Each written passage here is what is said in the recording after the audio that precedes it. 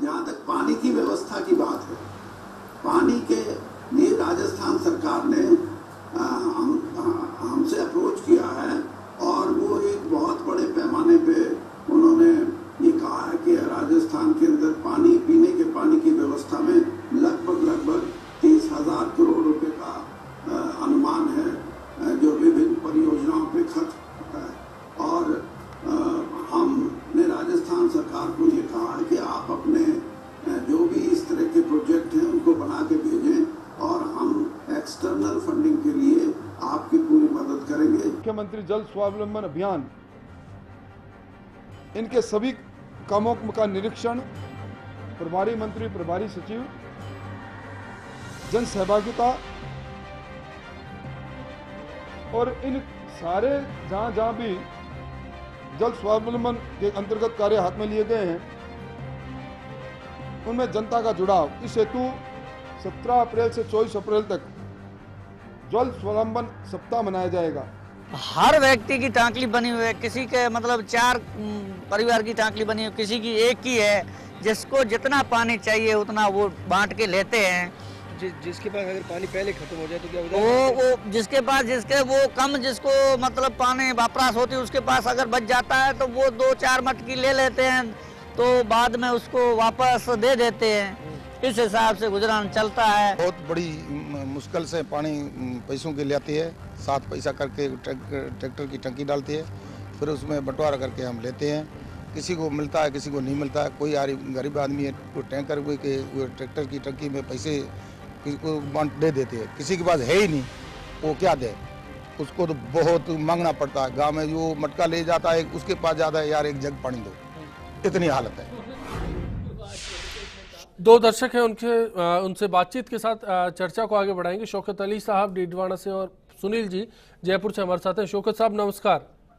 नमस्कार जी, मेरा सवाल ये है कि पानी की जो बर्बादी होती है इसमें सबसे ज्यादा जी सबसे ज्यादा कौन जिम्मेदार है? लगता है कनेक्शन कट गया। सुनील जी, आपके मुताबिक क्या लगता है जल संकट का समाधान क्या होगा? जी अश्विनी जी, मेरी राय ये है, जैसे अब गर्मी का मौसम आ गया और गर्मी के मौसम में पानी की समस्या रहती है। मेरा आइडिया ये है, जैसे लोगों को, जनता को समझना चाहिए कि पानी की एक एक बूंद बचाना। जो वेस्ट में जैसे सुबह उठते पहले मशीनें चला देते हैं लोग, बूस्टर चला देते हैं, किसी के पास बूस्टर नहीं होता, पानी की तकलीफ होती है। तो ऐसी छोटी छोटी चीजें तो होती है। और बरसात के मौसम में जैसे बरसात का जो पानी है, लोगों को कम से कम ये तो अपने जो 4 दीवारी का एरिया है, छतों के ऊपर ऐसा प्लान बनाना। चलिए, आदर्श बातें हैं, लेकिन इनका कितना इन पर अमल होता है, सवाल इसी बात का है। बहुत बहुत शुक्रिया आपका। अर्चना जी, एक बात पर मैं लौटना चाहूंगा और आपसे ये बात जानना चाहता हूँ कि पानी पर सियासत फिलहाल मौजूदा हालात में हो रही है। विरोध प्रदर्शन कांग्रेस सत्ता में होगी तो बीजेपी करेगी और बीजेपी सत्ता में होगी तो कांग्रेस करेगी। लेकिन ये हर बार हम देखते आए हैं कि गर्मी से पहले राजस्थान की सड़कों पर लोग उतरते हैं, मटके फोड़े जाते हैं, वाटर वर्क्स के डिपार्टमेंट में घुसकर बदतमीजी की जाती है। और सवाल सिर्फ पानी के संकट पीने के लिए नहीं, फसल को लेकर भी ऐसे ही हालात होते हैं, किसान हर बार उग्र होता है। देखिए अश्विनी जी, सबसे बड़ी समस्या जो शुरुआत में हमने कही कि यहाँ के वातावरण ऐसा है कि जिसमें कमोबेश फसलों के लिए सिंचाई पर ज़्यादा निर्भरता है या फिर वर्षा ऋतु पर जो पानी आता है उसके माध्यम से। अब जब गर्मी शुरू हुई, अभी देख लीजिए अप्रैल का महीना है, पूरे राजस्थान दोनों सरकारें मिलकर काम क्यों नहीं करती? मेरा सवाल इस बात का है कि सियासत पानी पर क्यों? देखिए, सबसे बड़ी बात है कि पानी बहुत ही सीमित मात्रा में है राजस्थान की धरा के नीचे और उसी पर हम निर्भर हैं। तो ऐसी अवस्था में वाटर कंजर्वेशन के लिए जो प्रोजेक्ट्स बनते हैं, अभी यहाँ सिर्फ सियासत नहीं हो सकती। इसमें सबसे बड़ी बात है कि हम कितने खुद जवाबदेही अपनी सुनिश्चित करते हैं सरकार के, प्रशासन के स्तर पर, और कितनी जनता गंभीरता के साथ इस चीज़ को ग्रहण करती है कि हमें खुद को जागरूक होकर जल संचय और जल को बचाने के लिए प्रयास करने होंगे।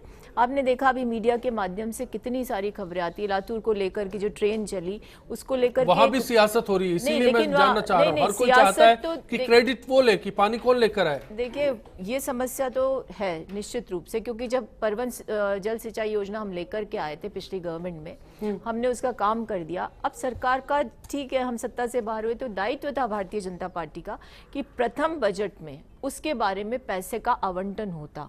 अब क्या हुआ, 2.5 साल बीत गए, उसके बाद इतनी छोटी राशि का आपने आवंटन किया कि उस योजना को मूर्त रूप में लाने में कितना समय लगेगा। वोट का ख्याल रखा जाता है कि कौन सी योजना किसको वोट देगी, कहाँ फायदा होगा। 800 ग्रामीण बीजेपी ने शायद इसीलिए रोका।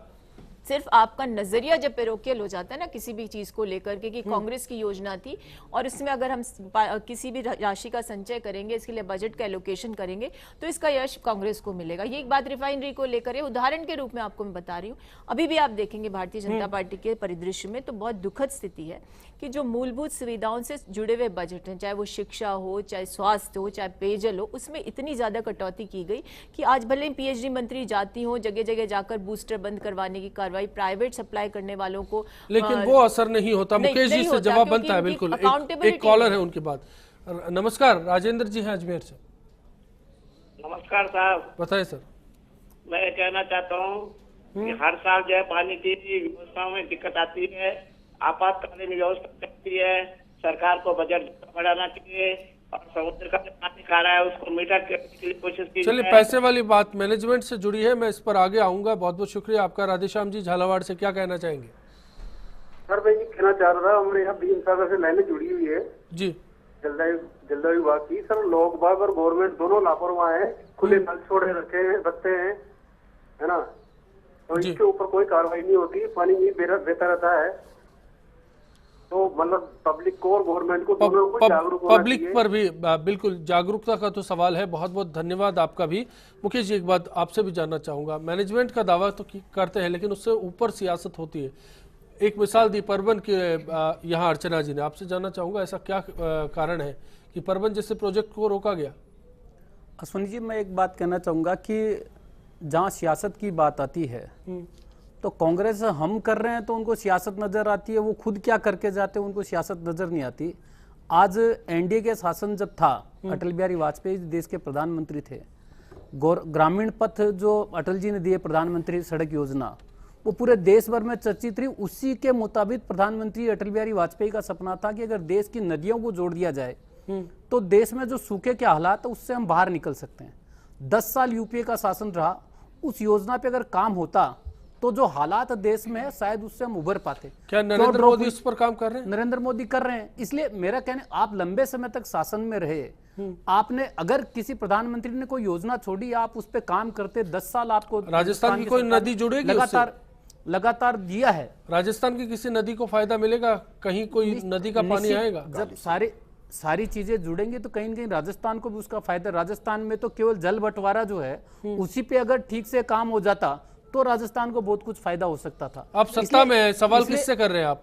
नहीं, मैं सवाल नहीं कर रहा, मैं केवल उस बात का ध्यान अर्चना जी का आकर्षित करना चाह रहा हूँ कि जिसका हमारे पे आरोपित कर रहे हैं। सवाल ये उठता है कि हम उस काम को कर रहे हैं कि नहीं कर रहे हैं। तो आदरणीय प्रधानमंत्री जी से लेकर माननीय मुख्यमंत्री जी से सब इस विषय में लगे हैं। और जो पहले कभी सूखे कहा जाते थे, जालोर सिरोही वगैरह, वहां भी आज पानी आया है। तो कहीं न कहीं सबको मिलकर इस लाइन पर हमको काम करना पड़ेगा।